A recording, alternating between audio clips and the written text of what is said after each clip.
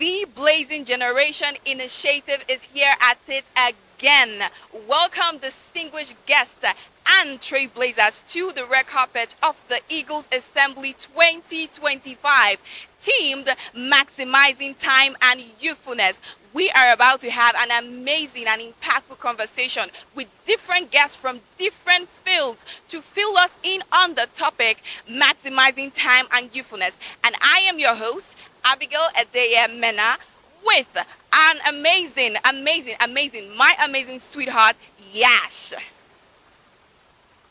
Welcome, girl. So I will want her to introduce herself properly to us. Let's hear you. Yes, of course. My name is Viash Chukwudozie. I hope you're wondering what is happening here. Well, today it's all about Eagles Assembles Event 2025. Yes. And I'm definitely sure you'll be wondering what is Eagles Event. Well, you have to stick with us for you to see exactly what is happening and an amazing and exciting scenes capturing events from this coast. So make sure you stick with us from now to the end of this event. Thank you. Then you can hit the world big like the eagle that you are. Our next presentation is going to be coming from another very resourceful person, and his name is Barrister Kenechwukwu Nwosu. I don't know if this is he around. If he's not, please can somebody beckon on him to come inside. It's time for his presentation. Kenechwukwu Nwosu for his presentation on law and legality. Thank you so much, sir. Welcome.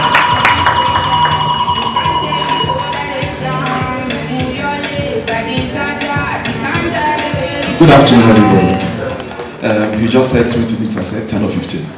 I won't waste much time. I want to personally appreciate the presence of His Excellency, Honorable, and His Worship. I greet you, sir.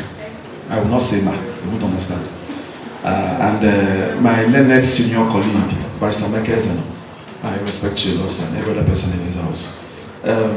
Actually, I was informed about this event a couple of months back, and I was informed I'm going to speak on law, legality in business enterprises.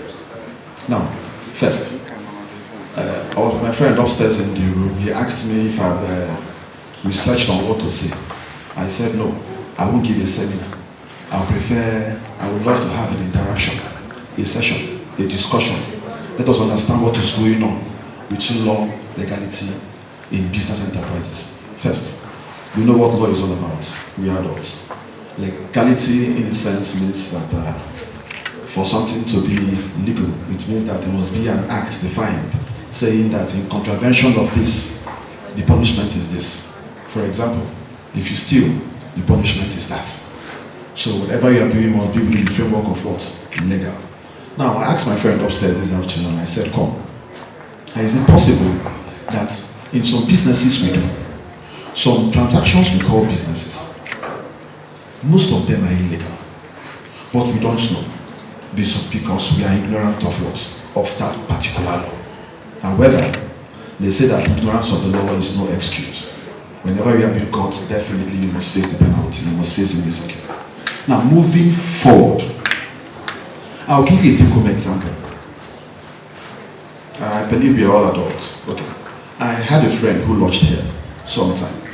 He came, a client of mine, he came all the way from Lagos. So when he came, he called his friend who called a lady to stay in his room with him. This is what actually happened. Because it became a case. When they were together, before the lady came, the pictures were sent to him. He saw the pictures. He saw what he wanted. And he said, how much? They said 150,000. He said, let her come. She came. Now, around 10, 11 p.m., after they must have had their dinner, the lady came out from the bathroom, and what he saw wasn't there anymore. Excuse me. So he went to the bathroom and saw what she wore while she took the pictures. He then said, no, you should have told me it wasn't like this. The pictures you sent and what I'm seeing are two different things. She said, no, this is what she came with. He said, then you just have to sleep. Let me sleep. They both slept peacefully. The next morning, she made a noise and said, no, you are owing me 150,000. He said, how? I asked you to come. You sent me your pictures. I saw the pictures. When you came, what I ordered and what I got were different. However, you slept alone, I slept alone, and you're saying I'm owing you 150,000. Before we could say that, the police came into the picture. She even called her friend, who is a lawyer, and the lawyer said he was going to sue. I was placed on the conference call. I asked the lawyer, let me ask you, what is the legality in that transaction? Let us assume without considering that the both of them, they slept together. But what is the legality in that business? You see? However, the act she came for is quite illegal. But notwithstanding that, they still want to go to court over an illegal act. It means that there is no legality in that transaction. But she saw it as a business, but the business does not confine within the law, the purviews of the law. What I'm simply saying now is that, can you enforce a business that is contrary to the law? Can you enforce a business that is unethical? And I'll take you an example. A client of mine in Enugu came. Somebody gave him bribe. According to him, he said he was lobbied to perform an act. So when he didn't do that thing, he went to spoke to his wife. His wife said, no, God forbid, we are Christians. We don't take such. So he didn't do it. So the man then reported him to the police. The police called the both of them and interviewed them and said, you said you paid him money. What did you pay him for? He kept quiet. You said you took money. Money for what? They kept quiet. You know why they couldn't speak? They couldn't speak because the business, the purported business they had in mind, was not confined within the purviews of legality. So then therefore it means that that business is quite illegal. We do mistakes every day. We do transactions. And the transactions we do, we say, okay, since we are doing this business, what if again, I believe it is within the purview of the law. But at the end of the day, we see that the law does not protect most of those things we do. They are not enforceable in the court of law. Now, if you say you want to go into a contract, what governs a contract? The contract is an agreement by SAGE, an agreement between two or more parties where they agree to do an act or not to perform an act. There must be an agreement, there must be consideration, there must be consensus added. That is to say, that the both parties or more must agree that this and this are what we want to do, and this is how this transaction will be carried out. Now, if I now fail on my own part to comply based on our agreements, the highest you do is to go to court, file for breach of contract, file for non-performance. The court will order me to perform. But however, in the course of you going to court and notwithstanding, it's found out that the transaction, what we agreed to do, is quite illegal. It is quite illegal. What will the court do? The court will say, no, I cannot give an order for you to comply with that illegality. His worship is here. I believe she understands what I'm saying. Because it is her responsibility to say, this contract is illegal. So I cannot give an order for specific performance. So, without wasting much of our time, I will simply crave everybody's indulgence that before you embark into a transaction, into a contract, seek the services of a lawyer. The lawyer should go through the nature of the transaction you want to go into and advise you properly. I had an uncle in Lagos some time ago.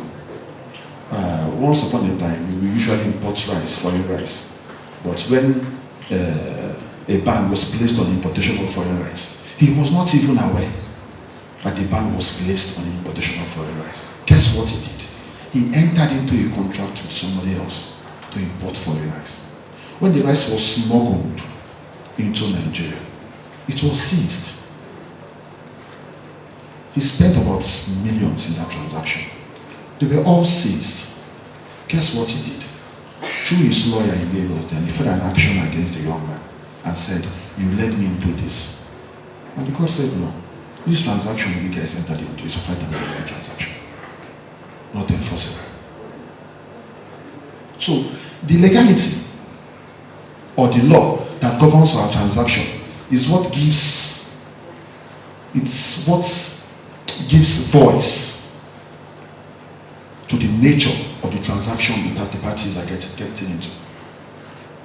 So then, therefore, I will simply say that the law and legality in business enterprises, it starts and it stops when two people who know nothing about the nature of transaction, the legality, or if there's any law against what they want to do, they go into it.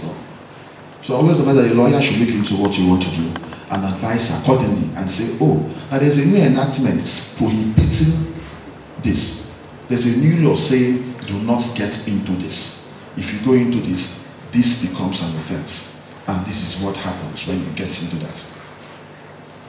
Okay, a take an example. We all know about this case of Ekwerema, this case, wherein the young man from Enugu State was moved, he traveled abroad. They made promises to him and said, come and save a soul. In the circumstance of saving that soul, we are going to bless you. He came. When he got there, he couldn't do it. Guess what he did? He raised an alarm. Because the next time I get put Chacha back to Nigeria. Because tomorrow's will be about. So for his own, what do I say? For his own interest, he had to say, hey, please help me. I'm here. And I've come already. The case was investigated. But however, the nature of the transaction between the parties, it wasn't contractual. You will not say it's a legal transaction. It's illegal. That is why that situation happened the way. I don't want to go deep into it. But that is what actually transpired. That what brought you here was right here. And that is how everything quenched. But had it been that the lawyer properly advised and said, come, chief, this thing you want to do with this boy, promising this young man a fee, for it makes it illegal. Don't make promises. I have somebody else, I think my friend Moses is here, I have somebody else who came to adopt a child. When he came to the adoption, guess what? She paid some money. As soon as that money moved from A to B, the transaction as it is, it became transactional. It became a business. NAPTIP came into the picture and they said, the money moved from Mr. A to Mr. B in the course of adopting this child. Money must definitely move, notwithstanding, to facilitate. But the money moved from A to B in the course of adopting this child. The answer was yes. They saw traces from his account to the other person's account. And that was where they now tagged it a different thing entirely. It ceases to become adoption. Are we on the same page? So please, I will implore and indulge every one of us to definitely seek the services of the lawyer while entering into a transaction, so he or she can advise about the legality or otherwise of the said business. Thank you very, very much. Please go.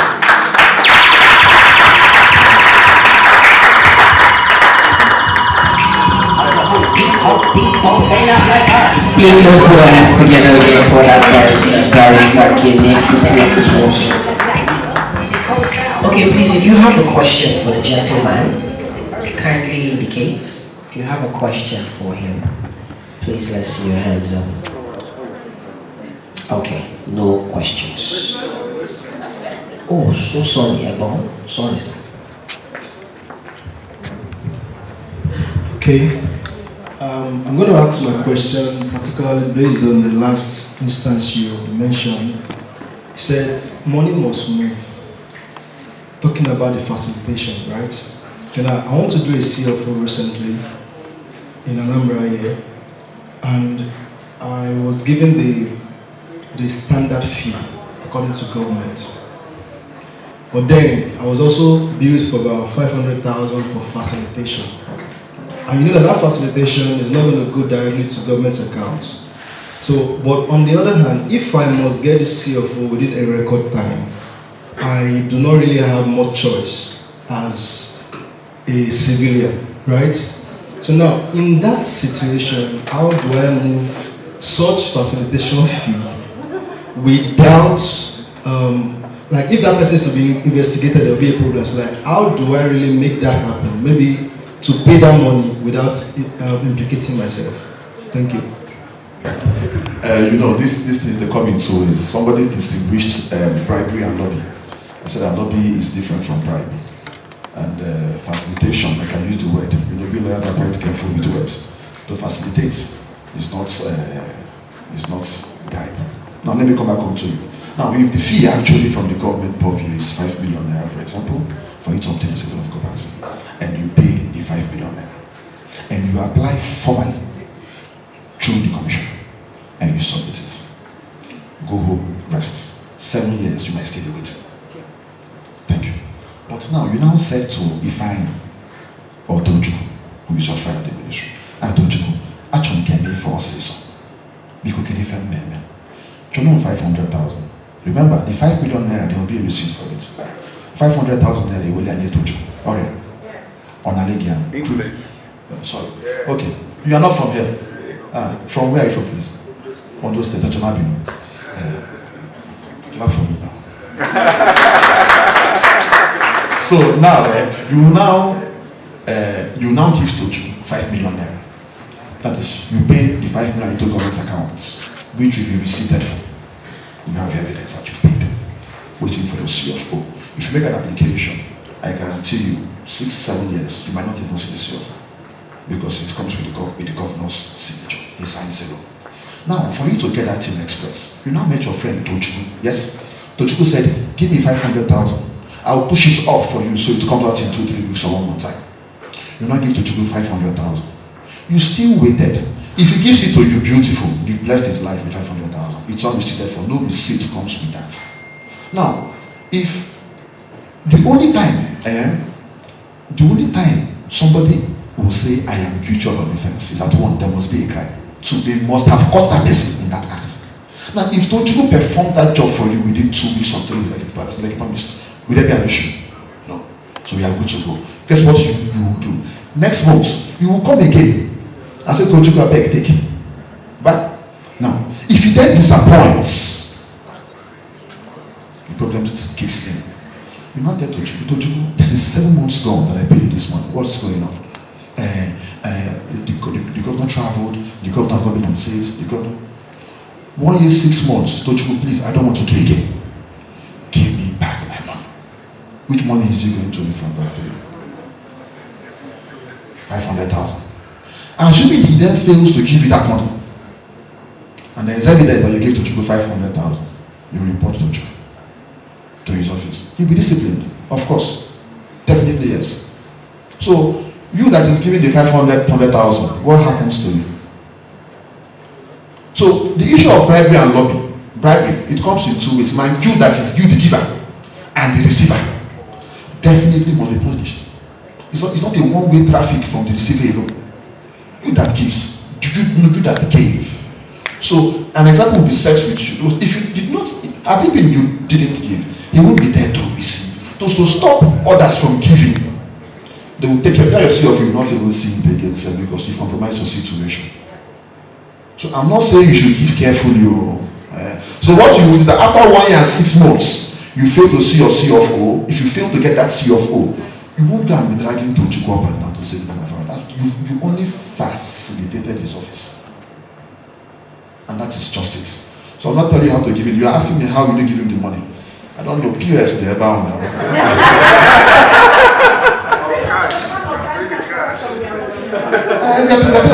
See, I love him practical. I love practical. I love him practical. Bribery and corruption, it is not good. I guarantee you, it is definitely wrong.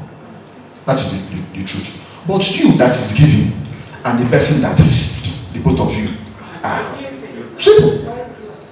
So if you report him, you're in trouble. So what do you do? So what do we now do to keep the system going, considering what His Excellency taught us? Yes, what we now do to keep the system going. Yes, thank you, because if he facilitates with 500,000 and I fail to facilitate, mine might take 9 years to come out. and his own comes out in just 2 good months. That is notwithstanding. Now, to stop such, to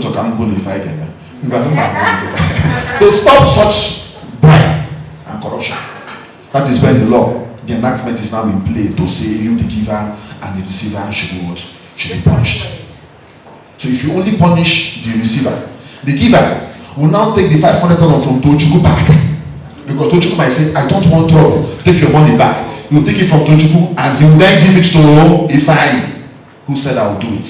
Somebody's hand is up there, please. Thank you. I said I'll make this session more of an interactive one. I want to throw more light on this concept, some other angle. Now, for what he's saying, it depends on who that money is given to. That facilitation money is given to. Yes. Now you're a lawyer. Yes. If he pays to you to assist him to procure this, that becomes a professional fee. Yes. That's where the difference lies. Yes. If the money is paid to a professional, whose duty it is to facilitate Yes. professional facilitation. Yes. That is, even when that position fails, the money will still not be refundable. Yes. And you will still not have any cause of action to go to court to say that this man, maybe, I don't really know how you can go about that. But if actually the job was done, Yes. but due to no fault of his, the position did not work out, you cannot start holding the person liable that maybe the lawyer or guy did not perform what once the evidence he has performed. Yes. That's what the money you paid is still not. There's no crime in that. What happened to the anti-criminality? Yes. But if you pay to somebody who is not a professional, Yes. who is not licensed to facilitate, Yes. that's where it becomes. Yes. I just wanted to share. Thank you very, very much. The only thing you added gracefully was that from what he said, that the money he wants to pay went to the staff at the ministry. But had the money came to I have an office in Nigeria. If you give me such fee to facilitate, I will give you a receipt saying that you've engaged my services as a legal practitioner to assist you in the registration and facilitation of the C of O to the Ministry of Law. Simple. And if I told you to come out, then you won't expect me to go and bribe or pay. There's a camera here, you know. So we will not do it in that manner and form. But once you pay the office, we should help you procure the C of O. Then we can now use our friendship with the ministry as professionals to say, please, sir, help us begin to do it like that. Thank you very, very much.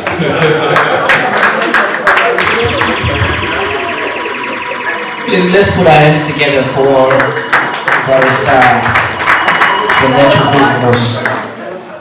Okay, so this thing that just happened now, the Barrister Cosmos, his worship, and of course Barrister Kenechwukwu, you know, this thing they just did now reminded me of a movie I saw a couple of days back, Suits. You never watched that film, you guys watch it.